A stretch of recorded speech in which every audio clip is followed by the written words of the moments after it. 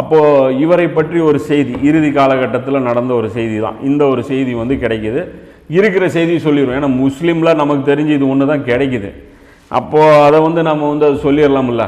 இதில் ஒரு முன்னறிவிப்பும் இருக்குது, முஆவியா சம்பந்தப்பட்டதாக முன்னறிவிப்பு வந்து நபி ஸல்லல்லாஹு அலைஹி வஸல்லம் செஞ்சாங்க. இன்னும் சில முன்னறிவிப்புகளும் செஞ்சாங்க. அந்த முன்னறிவிப்பை பற்றியும் நாம் வந்து சொல்லிடலாம்.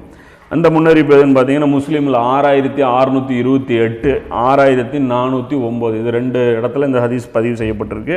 முஸ்லீமில் தலாயிலுன் நுபுவால 2506வது ஹதீஸாக இந்த ஹதீஸ் பதிவு செய்யப்பட்டிருக்கு.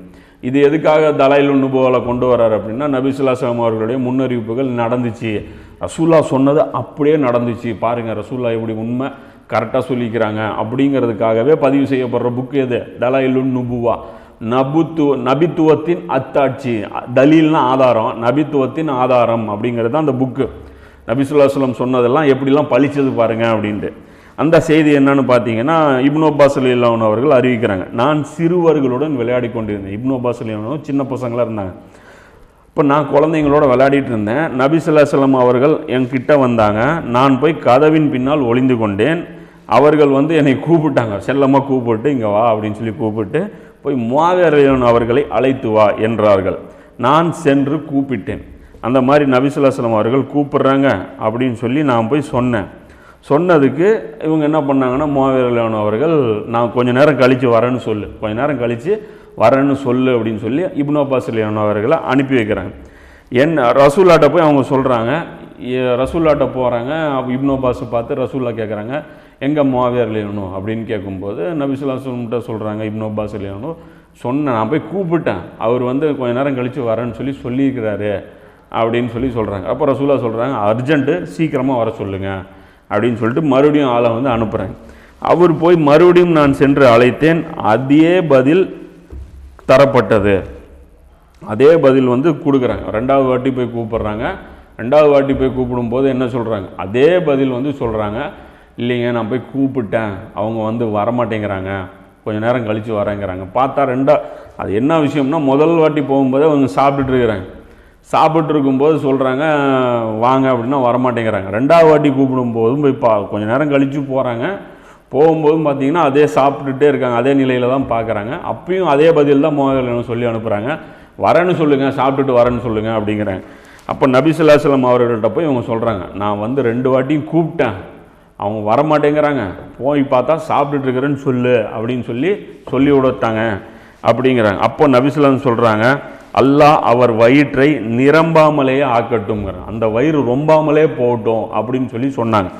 அறிவிப்பாளர் அபு ஹம்சா ரலியல்லாஹு அன்ஹு அவர்கள் ரஹ்மத்துல்லாஹி அலைஹி, அந்த தாபியின் வந்து பின்னாடியே வந்து அதை அறிவிக்கக்கூடிய இன்னொரு அறிவிப்பாளர் வந்து என்ன சொல்கிறாருன்னா, இதனால் தான் அவர் வயிறு எப்போதும் ரொம்பவில்லை அப்படிங்கிறாங்க. அவர் வயிறு வாழ்க்கை பூரா ரொம்பாமலே போச்சு, அதை நாங்கள் பார்த்தோம் அப்படிங்கிறாங்க. இது பைஹக்கி இமாம் இருக்காங்க இல்லையா, பைஹக்கி இமாம் வந்து இந்த ஹதீஸுக்கு வந்து கமெண்ட் போடுறாரு. என்ன போடுறாருன்னா, அபு ஹம்சாவின் இந்த கூற்றை பார்க்கும்போது நபி ஸல்லல்லாஹு அலைஹி வஸல்லம் அவர்களுடைய துவா ஏற்கப்பட்டதாக தெரிகிறது. அப்போ ரசூல்லா சொன்ன அந்த துவா வந்து ஏற்கப்பட்டுருச்சு அப்படின்னு தான் நினைக்கிறேன் அப்படின்னு யார் சொல்கிறா? பைஹக்கி இமாம் வந்து சொல்கிறேன். இதுதான் வந்து முஆவியா சம்பந்தப்பட்ட செய்தி.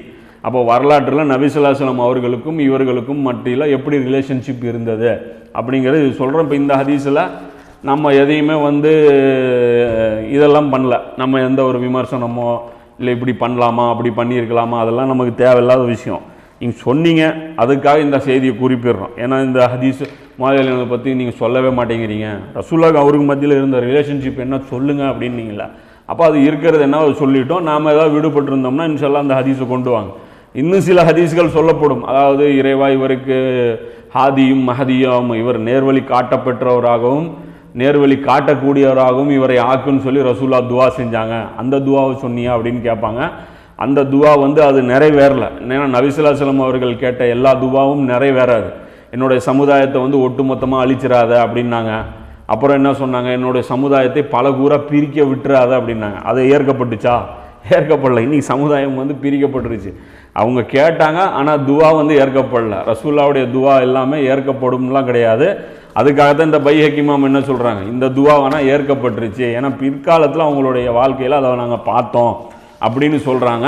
அந்த ஹதீஸை பொறுத்த வரைக்கும் அதில் வந்து நிறைய தவறான விஷயம் இருக்குது. ஏன்னா அந்த துவா ஏற்கப்பட்டுச்சு அப்படின்னா அப்போ அவங்களுடைய செயல்கள் எல்லாமே சரின்னு ஆயிரும். அந்த நேர்வழி காட்டப்பெற்றவராகவும் நேர்வழி காட்டக்கூடியவராகவும் முஆவியா ரலியல்லாஹு அன்ஹு இருந்தாருங்கிற அந்த செய்தி உண்மையாக இருந்தால் முஆவியா ரலியல்லாஹு அன்ஹுடைய செயல்கள் எல்லாமே நமக்கு என்ன ஆயிரும், சுன்னத்தாக ஆயிரும். நமக்கு அது வந்து ஒரு எக்ஸாம்பிள் மாதிரி ஆயிரும். ஆனால் முஆவியா ரலியல்லாஹு அன்ஹுடைய செய்திகள் நம்மளால் செய்ய முடியுமா? அது செய்ய முடியாது. ஏன்னா அம்ரு பின் ஆஸ் ரலியல்லாஹு அன்ஹுடைய மகன் வந்து காபத்துல்லாஹ்ல இருந்துக்கிட்டு சொல்கிறாங்களா, அவர் அநியாயமாக அடுத்தவர்களுடைய செல்வங்களை சூறையாடச் சொல்கிறார், அடுத்தவர்களை அநியாயமாக கொலை செய்ய சொல்கிறார். இப்படி இருக்கும்போது நாங்கள் எப்படி முஆவியா ரலியல்லாஹு அன்ஹு அவர்களுக்கு கட்டுப்படுவது அப்படின்னு சொல்லி கேட்குறாங்க. அப்போ இதெல்லாம் நேர்வழியில் அடங்குமா?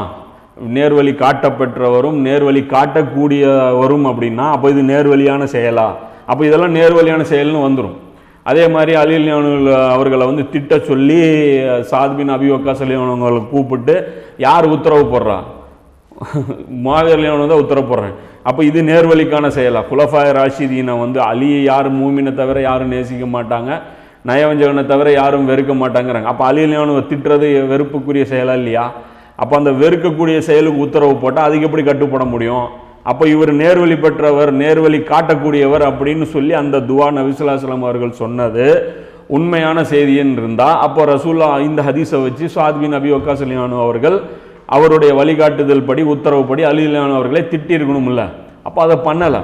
ஸோ அந்த அடிப்படையில் அந்த செய்தியை பொறுத்த வரைக்கும் அந்த செய்தி வந்து தவறான செய்தி, அது பலவீனமான செய்தியும் ப்ளஸ் அது ஏற்கப்படாத துவாவில் அடங்கும் அப்படிங்கிறதும் நம்ம குறிப்பிடுறோம். அதனால தான் அந்த செய்தி வந்து நம்ம குறிப்பிடல. ஏன்னா ரசூலா அந்த துவா செஞ்சாங்களே, அந்த ஒரு துவா கொண்டாந்து நிப்பாட்டுவாங்க, அது ஒரு மேட்டர்லாம் கிடையாது. பின்னாடி அவங்களுடைய வாழ்க்கையை பாருங்கள், இவங்க எப்படி வாழ்ந்தாங்க இவங்க எப்படி வாழ்ந்தாங்கன்னு மொத்த வாழ்க்கையை பார்க்கும்போது நமக்கு ஒரு பிக்சர் கிடைக்கும். இன்ஷா அல்லாஹ் அது அந்த அலி ரலியல்லாஹு அன்ஹுடைய அந்த காலகட்டம் வரும்போது அதை நம்ம டீட்டெயிலாக விளக்கிடுவோம்.